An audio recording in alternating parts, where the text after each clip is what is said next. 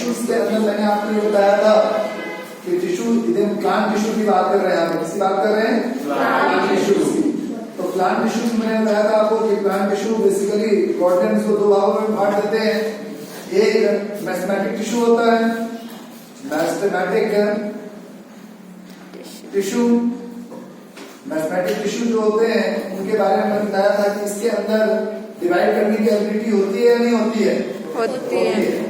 Next जो दूसरा है दैट इज परमानेंट टिश्यूज। अब देखिए जब परमानेंट टिश्यूज की आप बात करते हैं तो सबसे पहले मैंने आपको बताया था कि जो परमानेंट टिश्यूज होते हैं उनके अंदर डिवाइड करने की एबिलिटी क्या होती है?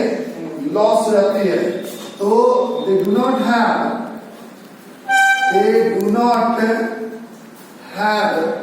ability to divide. They do not have ability to divide. ठीक है। दूसरी बात, जैसे मैंने आपको कहा कि इनके अंदर एबिलिटी जो होती है डिवाइड करने की वो खत्म हो जाती है। तो ये जिस पोजीशन पे, जिस जगह पे होते हैं वो उसी जगह पे होते हैं and they differentiate to perform a particular function. Differentiation का मतलब क्या होता है ये समझिए पहले। जैसे मान लीजिए हम लोग जितने भी इंडिविजुअल, मान लीजिए ह्यूमन बीइंग की बात करें, ह्यूमन बीइंग एक सिंगल सेल से राइज होता है, that is called as a zygote. Zygote divide होता है, डिवाइड होकर बहुत सारे सेल्स बनते हैं, ठीक है। फिर वो सेल्स डिवाइड होते हैं और बहुत सारे ऑर्गन्स को लीड करते हैं। अब जो वो सेल्स होते हैं वो एक स्पेसिफिक फंक्शन को परफॉर्म करना शुरू करते हैं। तो जब सेल्स एक स्पेसिफिक फंक्शन को परफॉर्म करना शुरू कर दे उसे कहते हैं डिफरेंशिएशन। जाइगोट एक सिंगल सेल है, वो डिवाइड हुआ बहुत सारे सेल में। जो कुछ सेल्स जो था वो स्किन बना, कुछ सेल्स जो था बोन बना, कुछ सेल्स जो थे वो मसल्स बने। तो अलग अलग सेल्स जो थे वो डिफरेंशिएट होकर अलग अलग फंक्शन को परफॉर्म करना शुरू किया कि नहीं किया? तो उसे हम कहते हैं उसे कहते हैं हम डिफरेंशिएशन। तो जो परमानेंट टिश्यूज होते हैं तो उनमें क्या होता है? डिफरेंशिएशन है, they will be located at one place and they will be start performing a particular function. So they are present at a specific position and perform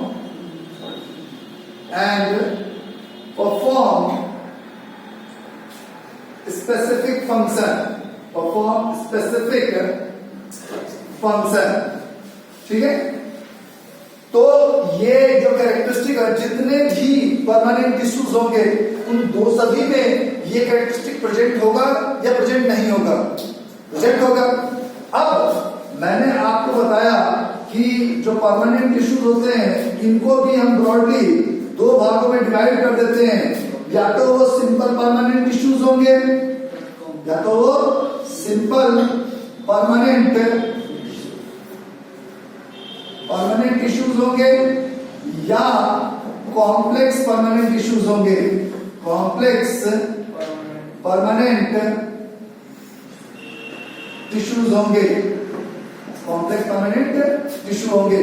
जब हम कहते हैं सिंपल परमानेंट टिश्यूज, तो सिंपल परमानेंट टिश्यूज कहने का मतलब है ऐसे permanent tissues which have lost their ability to divide and consist of single type of cells. Permanent है तो इनके अंदर डिवाइड करने की कैपेसिटी तो खत्म हो ही गई होगी, ठीक है, ये तो कॉमन चीज है। लेकिन इनमें खास बात क्या होती है कि ये जो ग्रुप ऑफ सेल्स होते हैं ये सिंगल टाइप ऑफ सेल से बने होते हैं, इसीलिए हम सिंपल कहते हैं। यदि दो या दो से ज्यादा तरह के सेल से बना हुआ कोई टिश्यू होगा तो उसे हम कॉम्प्लेक्स टिश्यू कहेंगे, ठीक है। तो सिंपल टिश्यू कहने का मतलब है कि made of only one type of cells, so they will be called as what? Simple permanent tissues. जबकि complex permanent tissues जो होते हैं they are made of two or tissue हम कहते हैं। तो complex permanent tissue क्या हो जाएगा? made of two or more type of cells। देखो ये मैं बता रहा हूँ कि सिंपल परमानेंट टिश्यू जो होते हैं वो 3 तरह के होते हैं।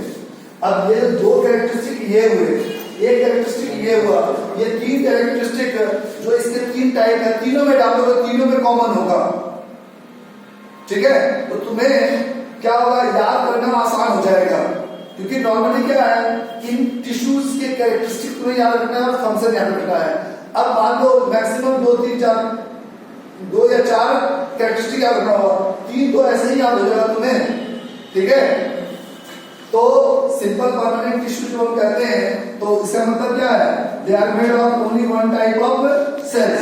अब जो ये सिंपल परमानेंट टिश्यूज होते हैं, ठीक है, ये आपके 3 टाइप के होते हैं। कितने टाइप के होते हैं? 3 टाइप। या तो ये पेरेंकाइमा होंगे, पेरेंकाइमा टिश्यूज होंगे, या कोलेनकाइमा टिश्यू होगा, कोलेनकाइमा टिश्यू होंगे, या स्क्लेरेनकाइमा टिश्यू होंगे। और समझ में, या तो पेरेंकाइमा होगा, कोलेनकाइमा होगा, या स्क्लेरेनकाइमा होगा। अब चाहे इन तीनों में से कोई भी ले लो, कोई भी, मुझे वालों कोलेनकाइमा का कैरेक्टरिस्टिक पूछना है, बताना है, तो they do not have the ability to divide. They are present at a particular or specific point and perform a specific function or not. Yes. And they are made of single type of cell or not. तो ये common characteristic है जो हम यहाँ डाल सकते हैं, नहीं डाल सकते हैं। आ रहा है समझ में? तो एक इन तीनों में से, तीनों के ये 3 कैरेक्टरिस्टिक डालते हैं, अपने आप 3 में याद हो गए। अब हम लोग बात करेंगे, इसमें सबसे पहले हम बात करेंगे अबाउट द पेरेंकाइमा टिश्यूज। सबसे पहले किसकी बात करेंगे? पेरेंकाइमा टिश्यूज की। अब देखिए, जो पेरेंकाइमा टिश्यूज होते हैं, दे आर द, जैसे जैसे आप इससे ऐसे आगे बढ़ेंगे, वैसे वैसे टिश्यू कॉम्प्लेक्स होता चला जाएगा। ठीक है, अब जैसे मैस्मेटिक टिश्यूज के बाद हम पेरेंकाइमा टिश्यू पे आ रहे हैं, तो इससे मिलते जुलते हुए कैरेक्टरिस्टिक इसके होंगे, इससे मिलते जुलते हुए कैरेक्टरिस्टिक इसके होंगे, इससे मिलते जुलते कैरेक्टरिस्टिक इसके होंगे। ठीक है, मतलब ये लिविंग थे, डिवाइड करने की कैपेसिटी थी, ये लिविंग तो होंगे लेकिन इसमें डिवाइड करने की कैपेसिटी खत्म हो जाएगी। इसमें आधे लिविंग होंगे, आधे डेड होंगे, ये कंप्लीटली डेड होगा। मतलब आगे जैसे जैसे ओल्ड होता है, ठीक है, तो पहले तो डिवाइड करने की कैपेसिटी खत्म होगा, फिर सेल डिजनरेट होना शुरू होगा, फिर वो सेल्स मर जाएंगे। तो ये चीज होता है इनके अंदर। ठीक है, तो सबसे पहले जो हम लोग बात करेंगे, we will be talking about the parenchyma tissue or not. So they are the most simplest type of tissue or not. ये जितने भी पेरेंकाइमा परमानेंट टिश्यूज हैं, उसमें सबसे सिंपलेस्ट परमानेंट टिश्यूज कौन है? The most simplest permanent tissues, most simplest permanent tissues, ये living होते हैं या डेड होते हैं? लिविंग होते हैं। They are living cells, they are living cells. दूसरी बात, their cells are isodiametrical, cells are isodiametrical. Isodiametrical कहने का मतलब ये हुआ कि जैसे मान लीजिए ये पेरेंकाइमा टिश्यूज है, ये क्या है? Parenchyma tissues. तो एक पर्टिकुलर जगह से यदि आप डिस्टेंस मेजर करोगे तो लगभग सबका डिस्टेंस ऑलमोस्ट इक्वल होगा। तो आइसो मतलब सेम, आइसोलेटरल, 2 साइड सेम होते हैं ना, तो आइसो मतलब सेम। ठीक है, डायमेट्रिक, डायमीटर, डायमीटर समझ में आता है ना?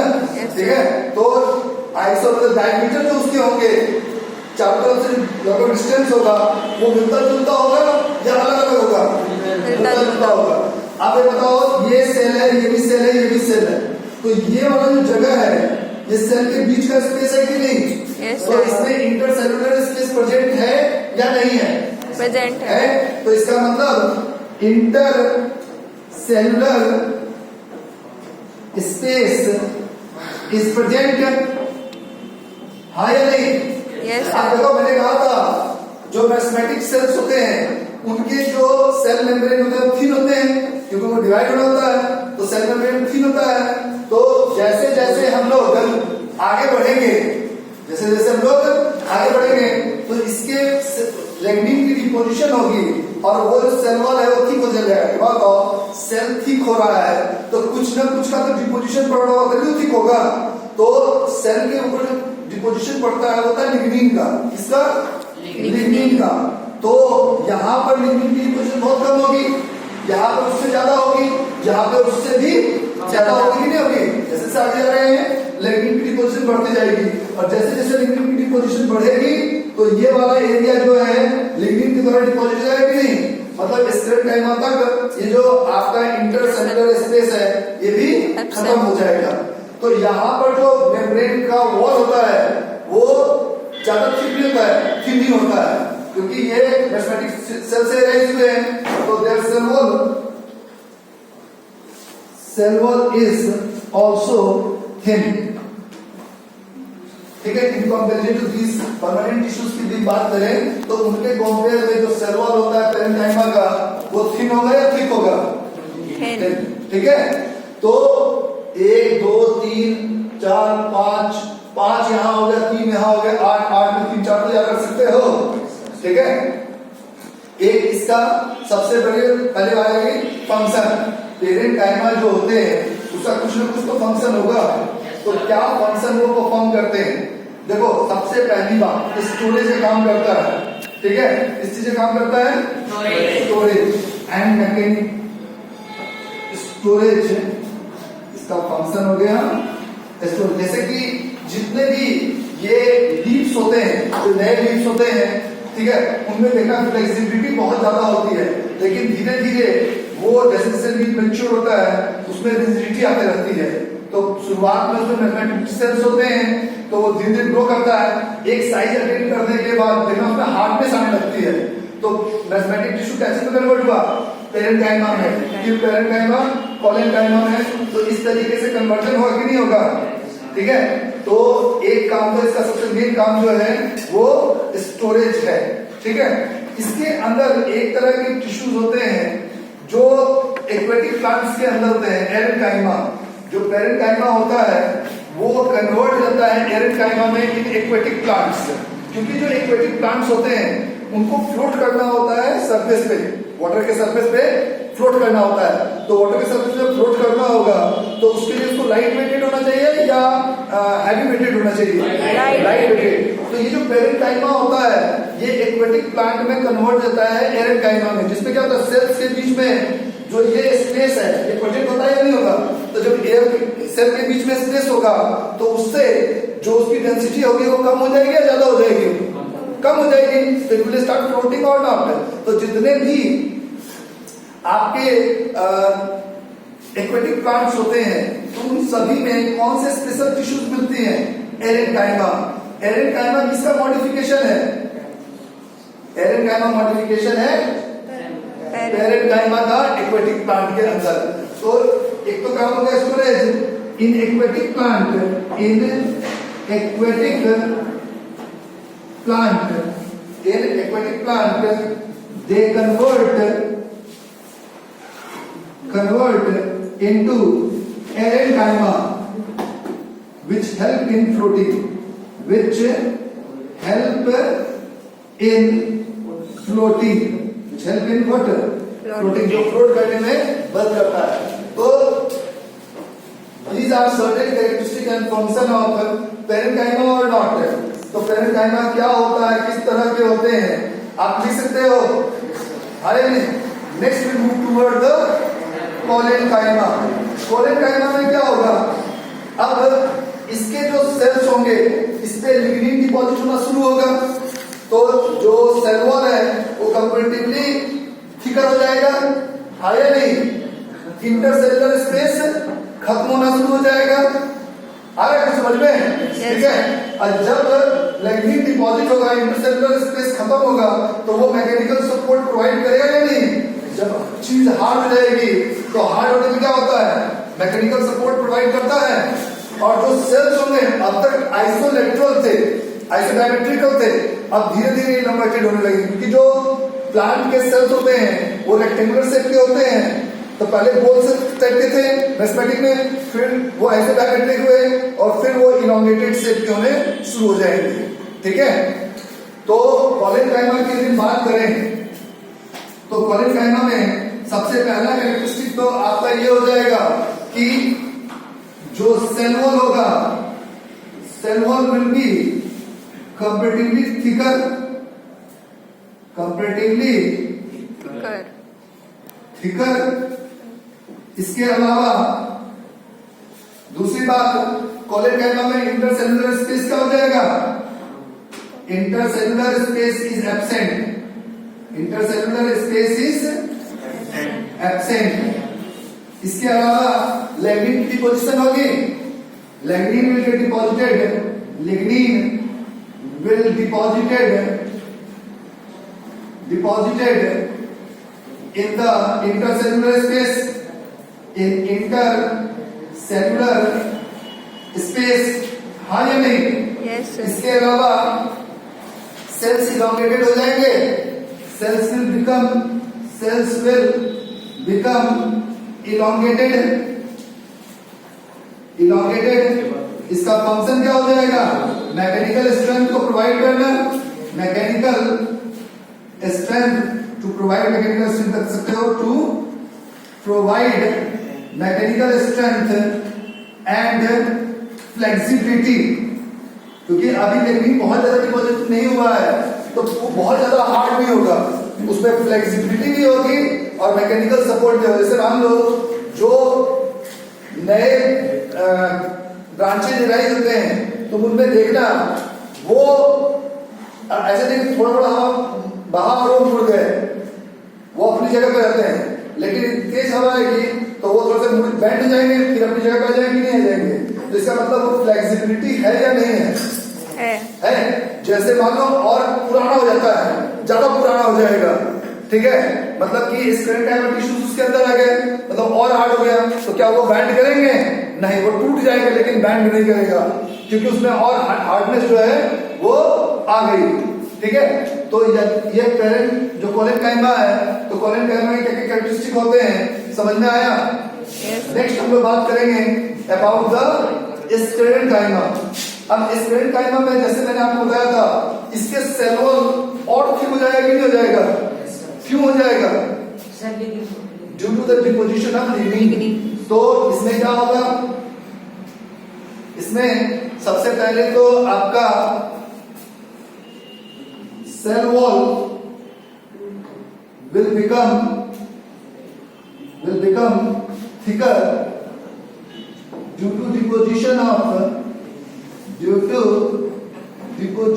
of lignin, हाँ या नहीं? Yes sir. Due to deposition of lignin. और दूसरी बात ये होगा कि they will be closely packed, इनके सेल्स बहुत ही क्लोजली पैक्ड रहेंगे या दूर दूर रहेंगे? Closely Cells packed. will be closely packed and intercellular space will be absent or it will be present? Absent. Absent. Cells will be closely packed and intercellular space is absent। Intercellular space क्या हो जाएगा? Absent हो जाएगा। ये characteristics इनके अंदर मिलेगा या किसी और में मिलेगा? अब इसमें क्या होता है, जैसे मैंने कहा था कि जैसे जैसे सेल्स पुराने होते हैं, इलांगेटेड होते हैं, तो they will come into the fibre shape और नॉट। तो इसमें जो सेल्स होते हैं वो दो टाइप के होते हैं। जो सेल्स होंगे, cells are of two type, एक या तो स्क्लेरेट्स होंगे या फाइबर सेल्स होंगे। फाइबर सेल्स नाम से ही क्लियर है कि वो इलांगेटेड शेप के होंगे या नहीं होंगे। और जब हम बात करते हैं स्क्लेरेट्स की, तो स्क्लेरेट्स जो होते हैं इन्हें हम स्टोन सेल्स के नाम से भी जानते हैं। इसको ऐसे समझो, नारियल देखे हो? Yes sir. नारियल के ऊपर एक हार्ड सा और झूठ से कवरिंग टाइप का होता है, Yes, sir. उसको निकालते हो। Yes, sir. तो जब निकालते हो तो उसमें ब्राउन ब्राउन के दाने टाइप के गिरते हैं Yes. और फाइबर भी निकलता है। तो वो दो तरह के सेल्स हैं, fibre cells and stone cells. ठीक है, उसमें हार्डनेस इसलिए होता है, उसके ऊपर लाइनिंग की डिपोजिशन ज्यादा जमा हो जाती है, तो वो जब बहुत ज्यादा मैकेनिकल स्ट्रेंथ को प्रोवाइड करेगा कि नहीं, तो it will be responsible for providing lot of mechanical strength. ऐसा समझ में? तो फंक्शन क्या हो गया इसका? To provide the mechanical support. इसके अलावा प्रोटेक्शन प्रोवाइड करेगा कि नहीं प्रोवाइड करेगा? जैसे नारियल होता है, नारियल सॉफ्ट होता है, तो उसके ऊपर जो हार्ड कवरिंग होता है वही तो स्केलेटल सेल्स है, तो वो प्रोटेक्शन प्रोवाइड कर रहे हैं, कुछ और प्रोवाइड कर रहे हैं। Protection. These are certain function of sclerenchyma tissue. आया समझ में? Yes. So this is all about the simple permanent tissues. ठीक है?